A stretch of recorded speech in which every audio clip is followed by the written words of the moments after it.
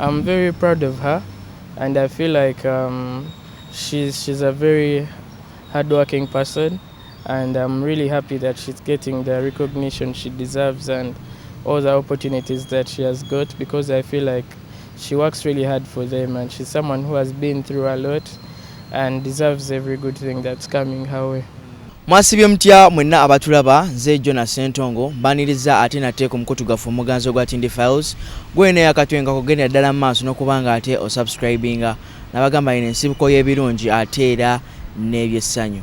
Well, olunaku olwaleero twawusemuko ku show zaffe ze tuzenga tubaweereza, twegatiddwako omuyimbi Nakyunku era ow'amaanyi ennyo representing the Uganda to the international level, Joshua Baraka. Yes, olunaku olwaleero tugenda kuba ate tuwayamuko naye atubulire how he has been able to spend his lifetime in the music industry, ebintu asobodde atya okubanga ate abituusiza ddala ne ku level watuuse essaawa zino. Naye nga tetunagenda ddala maaso kansabe ababuuzeeko ate twolekere ekyo ekituleese olunaku olwaleero. Joshua Baraka, how are you doing?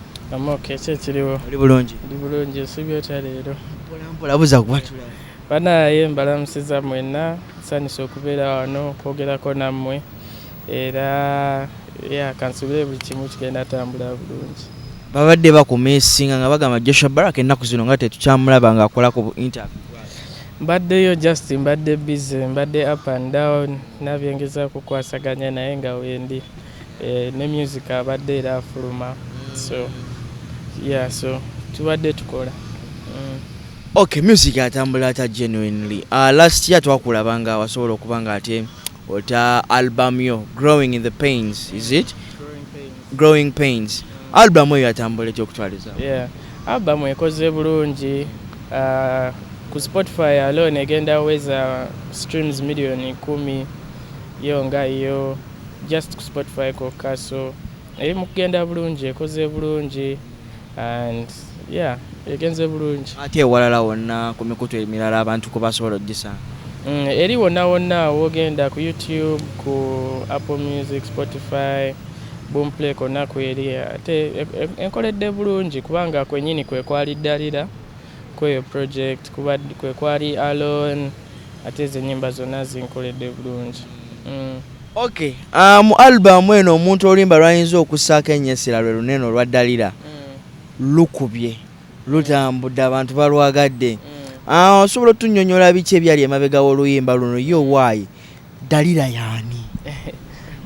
Dalira si muntu, just nali nnoonya erinnya erijjawo awo ng'ate Dalira kitulwawo bulungi kubanga era abantu abasinga obungi bakayita Delilah, era nali njagamba Delilah naye nga tekitulawo bulungi mu kayimba, nenkyusa nenkifuula Dalira. So akayimba just kakwatagana ku kufiirwa omuntu, si like not yokufa naye like okwawukana n'omuntu oba ekintu kyonna nga bw'obadde okyagala nnyo naye ne mutuuka ekiseera nga tekikyasobola kukola n'osalawo kireke. So that's the meaning of that song. Kamukwano. Era kaba kamukwano, omukwano gulimu ebintu bingi. Obubaka buno wali olina gw'obutuusaako? Nali newandiikira byange naye just sinti oba nali nkiyitamu mwaka akaseera naye era nange kyali kintuuseeko ng'era omuntu yenna ajjumbira ebintu by'omukwano. Waliwo era bwe balina okumenya omutima, olulala gwamenya, olulala tewali amenyeka, mwena nekisigalawo, so nange kyali kintuuseeko, so kye nali nyimbako. Bali bakumenya ku mutima? Bagumenyako eddeera, buli omu tewali gwe batamenyeeko omutima. Kyawulikika kyansi tebamenyangako ku mutima? Kyali kibi nnyo. Gwe wuliriza akayimba ojja biwulira byonna. Okay, on this same song, kagezako kubanga kawininga emitima gy'abantu abamu. Nzijukira emabega kawo twakulabako mu ka video wali n'omumbejja Katrina ssanga lya Mbogo ng'agezako okuvibinga oluyimba luneno. How is your connection with her? Mukwatagana mutya? Katrina is my friend. She's someone who has supported me from kuva dda ng'ayagala nnyo music wange ate ne tubeera nga twesinkana nnyo when I travel. I meet her maybe on the plane or at the airport. Then we started talking from there and we became friends. So she's a good friend of mine who has supported me for some good time. Yeah, and yeah, man, shout out to her. Uganda basala nnyo omugambo. Nedda. We're just very good friends because even when I'm in the UK, I meet her sometimes and we chop it up. She always comes for all my shows. So yeah, man, she's just a really supportive person and a good friend. Okay, tulabye nnyo ba artists abasinga nga bo they have the talent, yes, naye ng'okuwandiika oluyimba kibazibuwalira. Gwali emabega w'okuwandiika ennyimba zino? Nnyimba zange zonna nzaziwandiika kubanga nze nzikiriza nze asobola okuggyayo kye njagala okugamba, okitegeera, mba nina bye njagala okwogerako era nze amanyi engeri gye mbirowoozaako era gye nsobola obifulumyamu. Although oluusi wembeera n'omuntu ng'alina suggestions, I can hear them out and see how I can incorporate them mu bye mba mpandiika. Kisinziira ne wendi n'akayimba. Naye nga nsinga wandiika nzekka. That's amazing. Obulamu bw'okuba superstar obusanze otya kuba nze genuine wenkulaba nga nze omuntu, you seem to be a down to earth person. How have you been able to like okufittingamu ekyo ky'oli essaawa? Si byangu naye era I just keep living nga wembeerawo era bulijjo nengenda mu bifeera bye ngendamu nga bulijjo mikwano era gye gimu. So sijja gamba nti kindidde nnyo wadde oluusi tekiba kyangu kati waliwo ebifo ebimu nange byemba si nti oba kiki naye just nga olaba okugenda inconveniences abantu abalala naawe kennyini nga we inconveniences. So yeah, it's not so easy, but it's okay, it's good, I like it. What are some of the hobbies oba ebintu by'onyumirwa okuba nga ate okola mu biseera bye eby'eddembe? Nyumirwa nnyo okubeera nga okupa wamu ne bakyali bange ne tubeera awo ne tukuba ekiboozi binnyumira nnyo. I like reading. I like watching YouTube. I'm always on YouTube watching like different videos. I think those are the things I like to do, honestly. Which kind of videos? Music videos? Random videos. Sometimes I watch reaction videos. Other times I watch maybe like a random documentary or like stuff about music. I just watch a lot of different things. Even this channel I watch. Wow, that's amazing. Yeah, I watch it a lot. Yeah. Okay, last time when I had an interview with you, wali wakamaliriza with your Form 6. Yeah. So what are your plans now for university? Yeah. Are you now at the uni? Not yet, but I want to go and study sound and audio engineering. I'm about to start soon. I'm still working out a few things and see how I'll fit it in my schedule. But I'm going to do that. I'm going to go back and do that. Yeah. So are your parents supportive about that? Yeah, definitely. Sawe no abo yeah. Bali nange and they support. Kimoba kyobagamba. They just go with that. Si buli kimu naye bambeererawo bansupportinga bwe balaba nga maybe ndi mukuwaba era baŋŋamba. Yeah, so I'm really grateful for them. Now wasala okukola sound. Because it's in line with what I do. Already nange ndi producer, so kigwamu mu byenkola ate bantu batono abakikola, so there's a market for it, I would say. So when kikugukamu era mba nsobola kifunamu sente eziwerako, so it makes sense to do that instead of studying something I don't want to study. So wasoma videography? Si kintu kyange nnyo. I'm more of a audio person. Njagala nnyo ebintu ebikwatagana ne sound. siri nnyo wa video.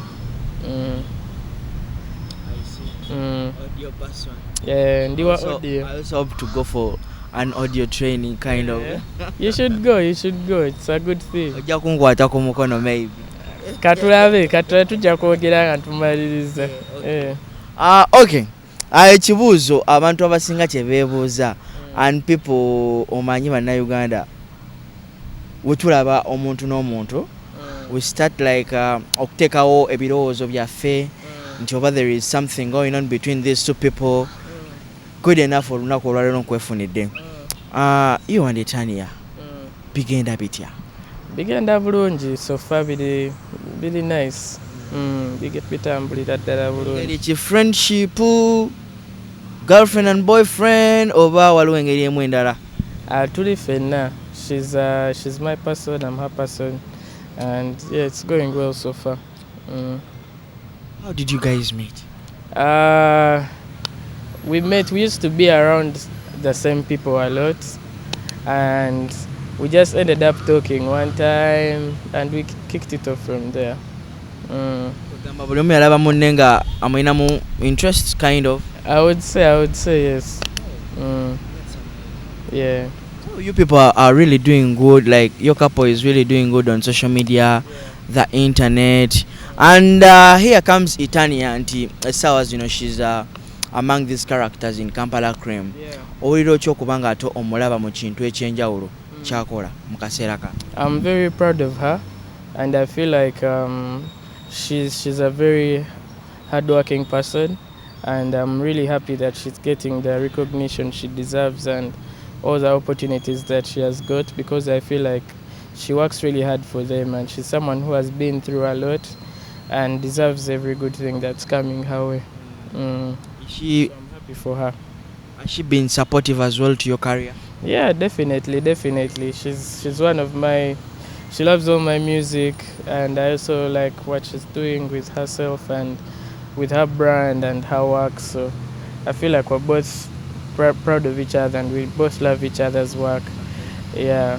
How do you feel when you start hearing other people talking ill about her?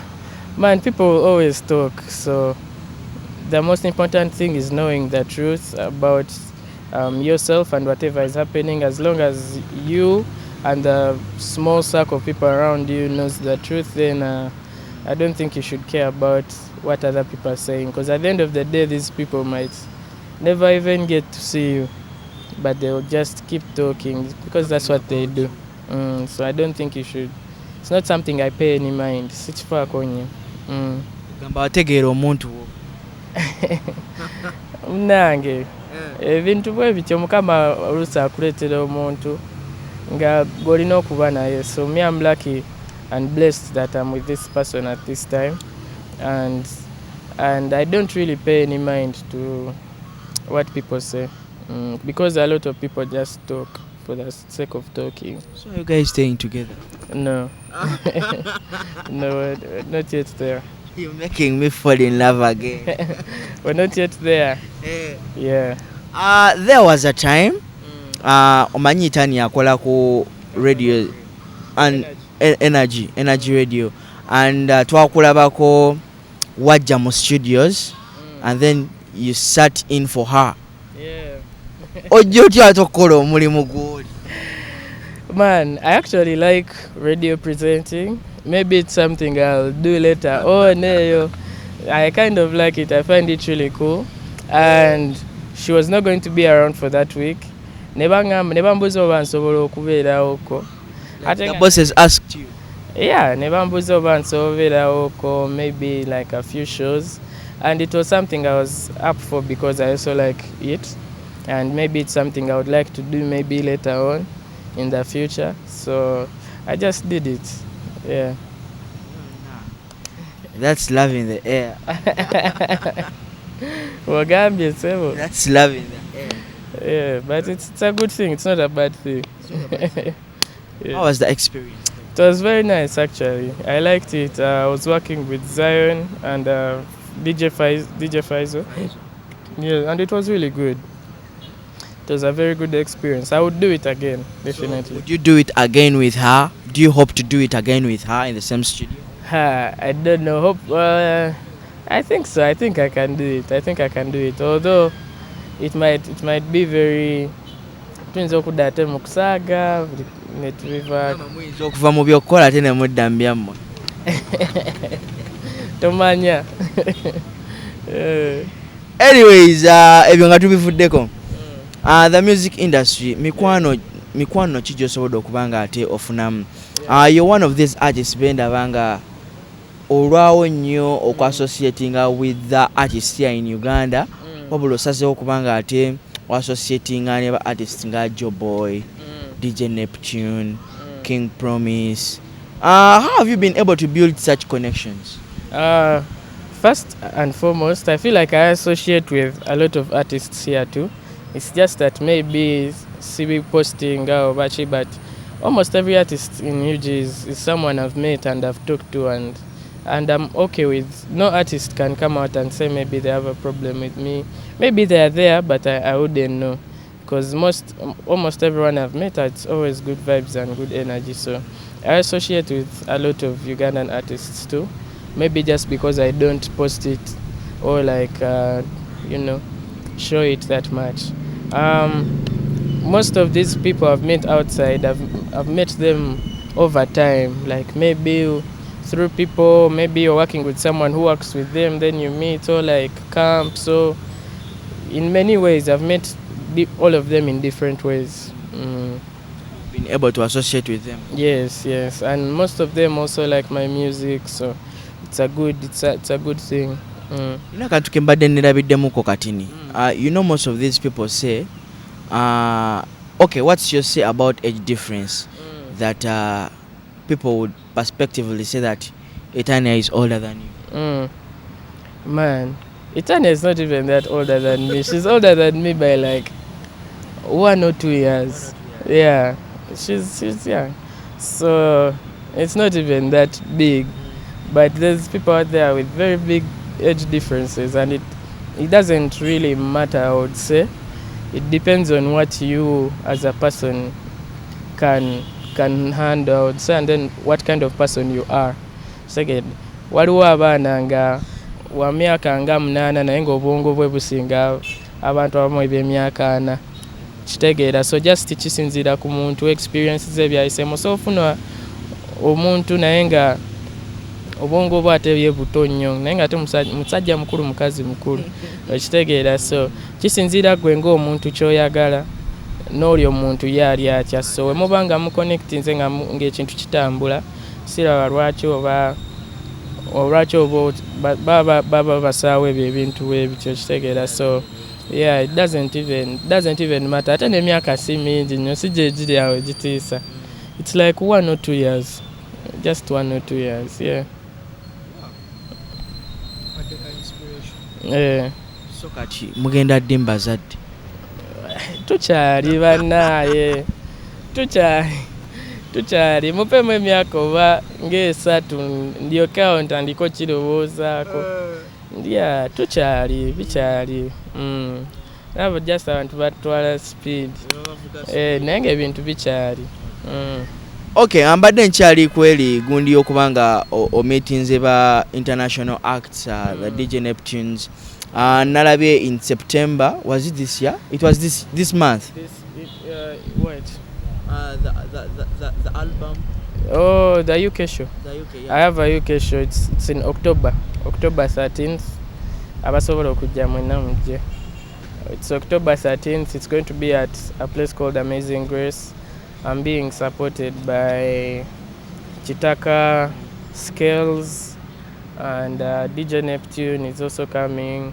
So it's going to be very good. It's going to be very fun. I saw even featured on his new album. Yeah. There's a song there called Tonight. It's going to be a very big song. Yeah. Who wrote it? Me, I wrote the song. How did you get into contact with him?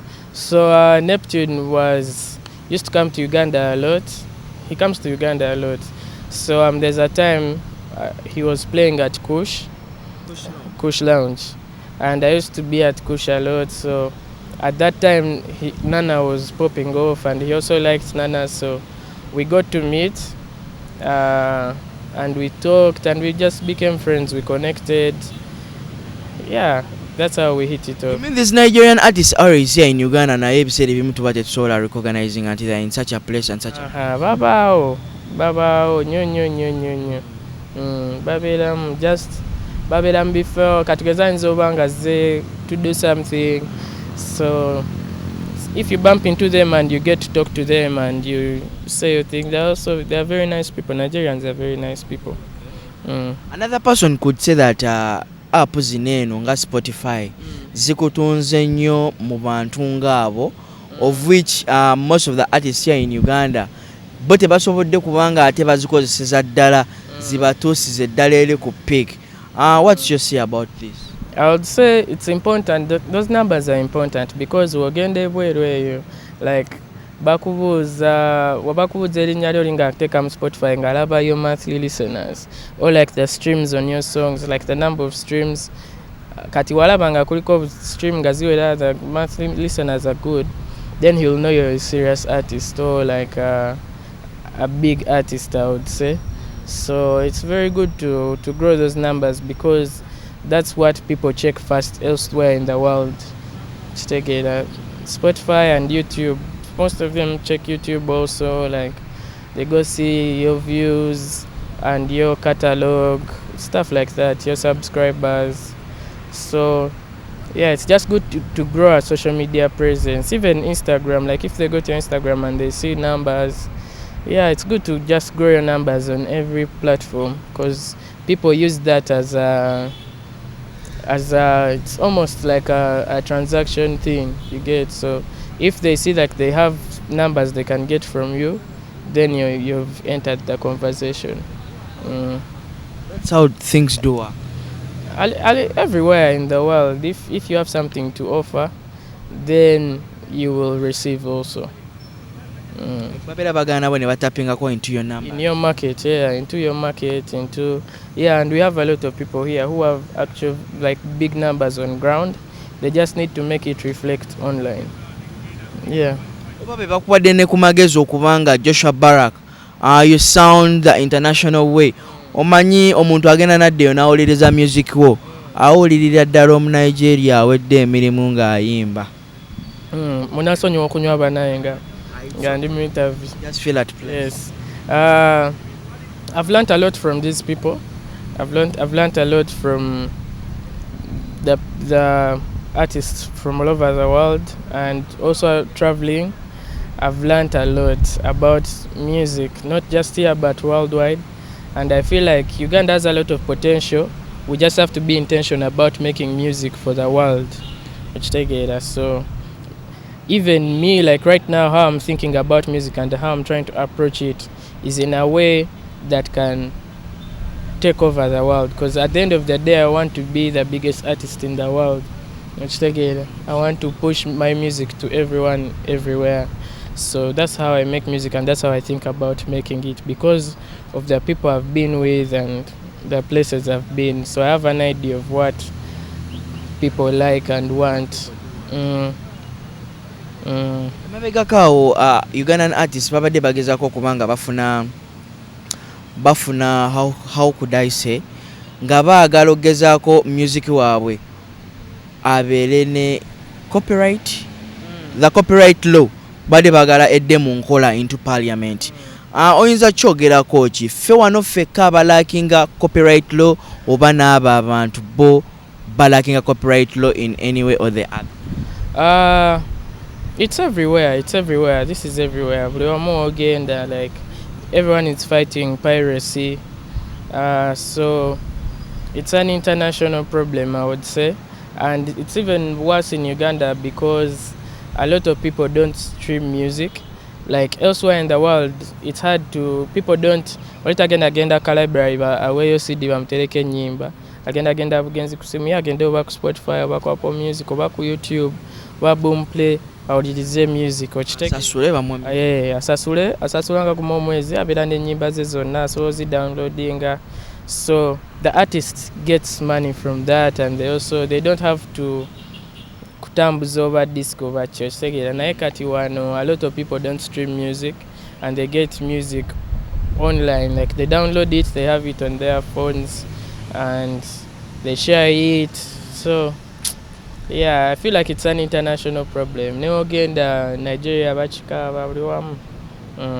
Kati omuyimbi ali wanene Uganda ng'akyagezaako kubanga ayagala okutuuka Joshua Baraka watuuse music we okutambula internationally.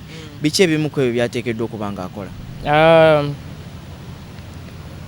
I would say, first of all, like the quality of the music, like make music you feel like is inclusive of everyone in the world. Nga music owulira nti omuntu waba ava eno n'amuwuliriza asobola okumuwagala ava eno. Because right now language is not even like a problem, because there's a lot of music we listen to even here in Uganda naye ng'ebigambo tobimanyi, but just because the song is good and how the melodies are, how it flows, the production, it makes you like the song. So I feel like we should also pay attention to that and just try to make as like music that's really good. We just try to focus on that.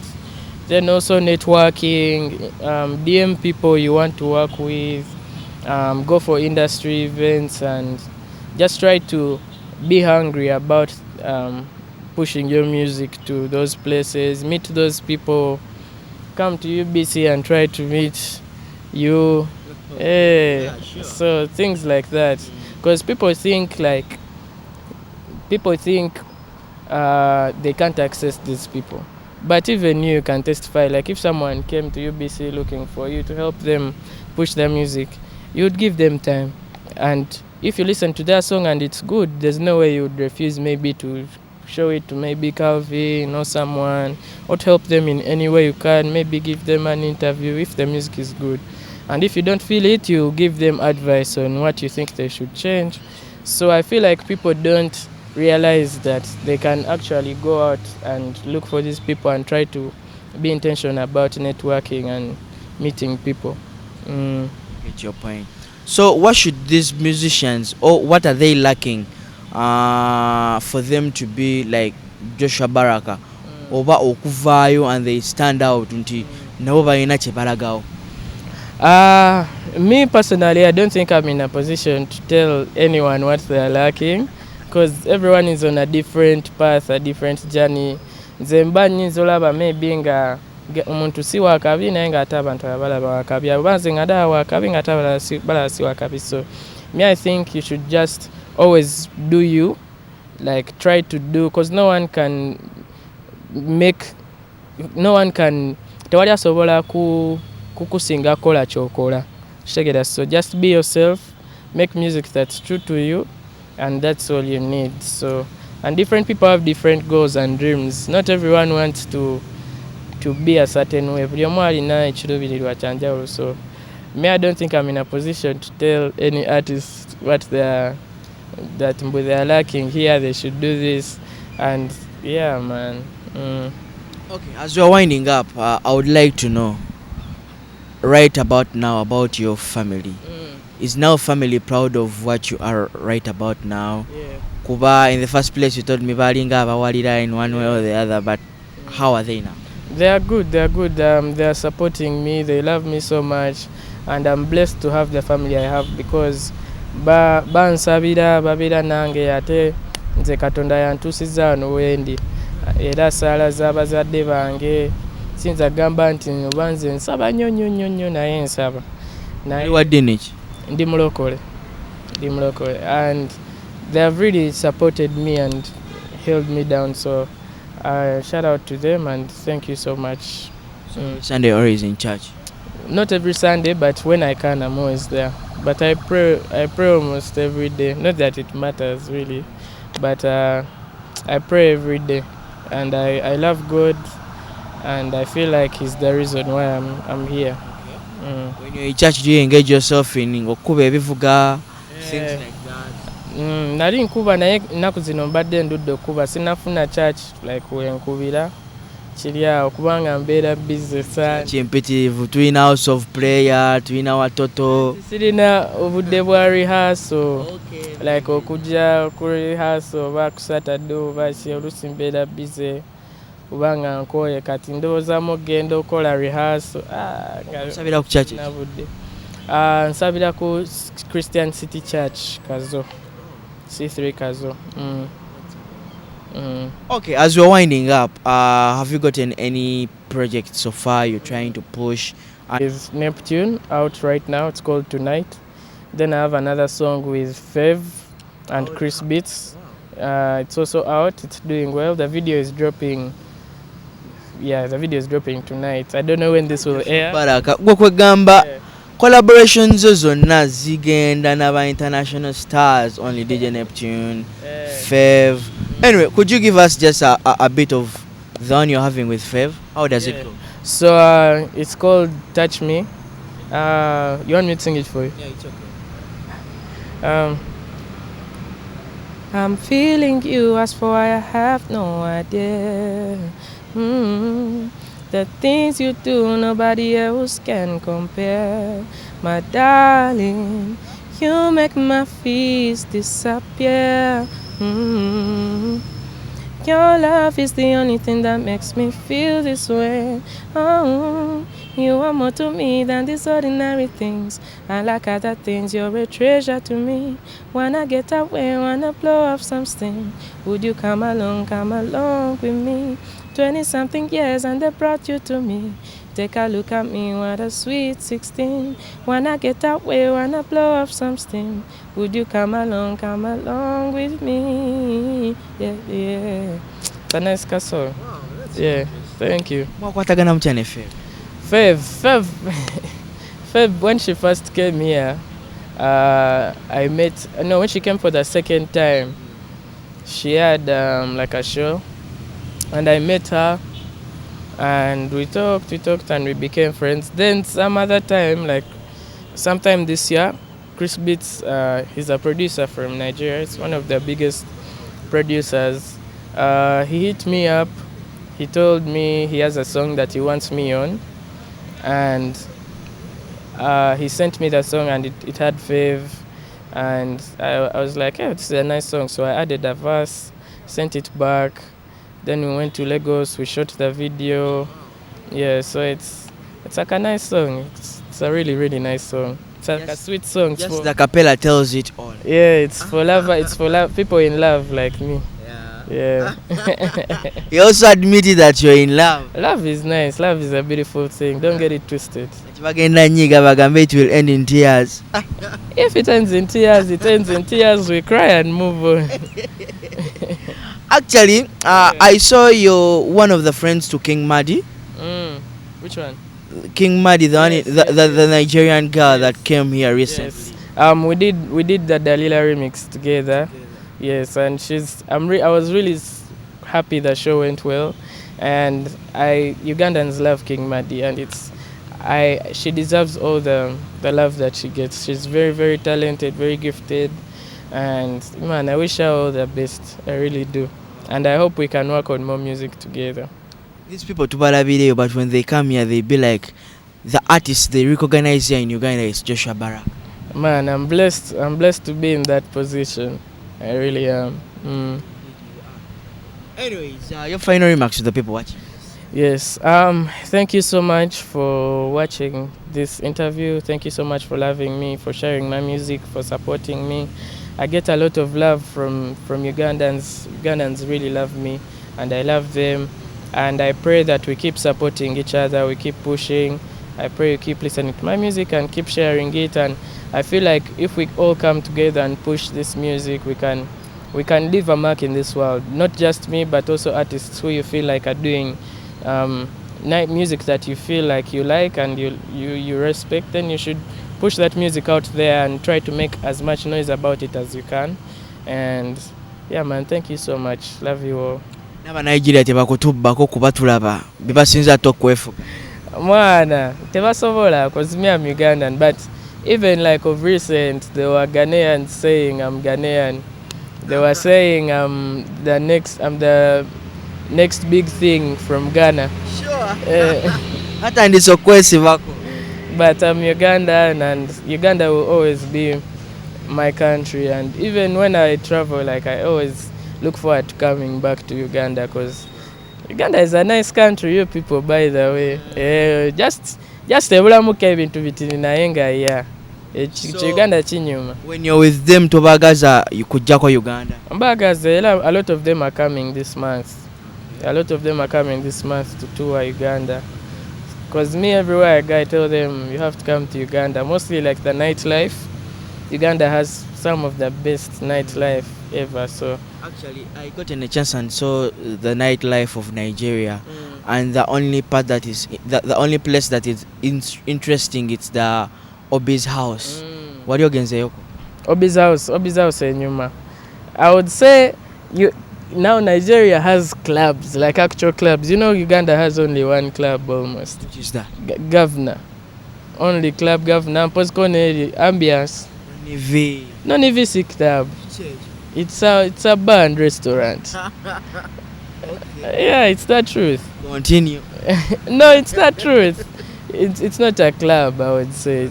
Yeah, but like Nigeria has clubs. So maybe I'll be about to sing. Then also like their spending culture, and like for them they have like a real club culture. They are spenders.